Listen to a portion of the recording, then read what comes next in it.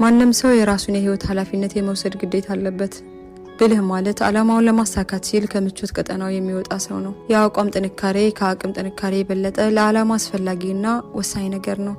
በዓላማ ላይ መጽናት የድርጊት ጥንካሬን ይፈጥራል። መንፈሳዊ እምነት ብርታትንና የተነሳሽነትን ፍቅር ይወልዳል።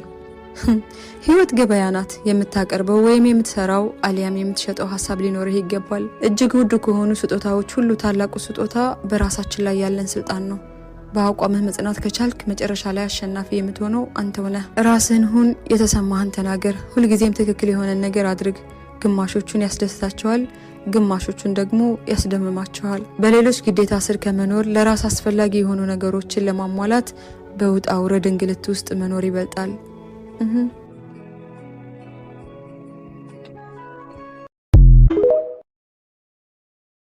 ማንም ሰው የራሱን የህይወት ኃላፊነት የመውሰድ ግዴታ አለበት። ብልህ ማለት ዓላማውን ለማሳካት ሲል ከምቾት ቀጠናው የሚወጣ ሰው ነው። የአቋም ጥንካሬ ከአቅም ጥንካሬ የበለጠ ለዓላማ አስፈላጊና ወሳኝ ነገር ነው። በዓላማ ላይ መጽናት የድርጊት ጥንካሬን ይፈጥራል። መንፈሳዊ እምነት ብርታትንና የተነሳሽነትን ፍቅር ይወልዳል።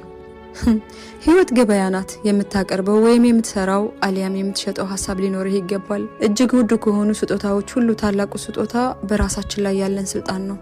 በአቋምህ መጽናት ከቻልክ መጨረሻ ላይ አሸናፊ የምትሆነው አንተው ነህ። ራስህን ሁን፣ የተሰማህን ተናገር፣ ሁልጊዜም ትክክል የሆነን ነገር አድርግ። ግማሾቹን ያስደስታቸዋል፣ ግማሾቹን ደግሞ ያስደምማቸዋል። በሌሎች ግዴታ ስር ከመኖር ለራስ አስፈላጊ የሆኑ ነገሮችን ለማሟላት በውጣ ውረድ እንግልት ውስጥ መኖር ይበልጣል።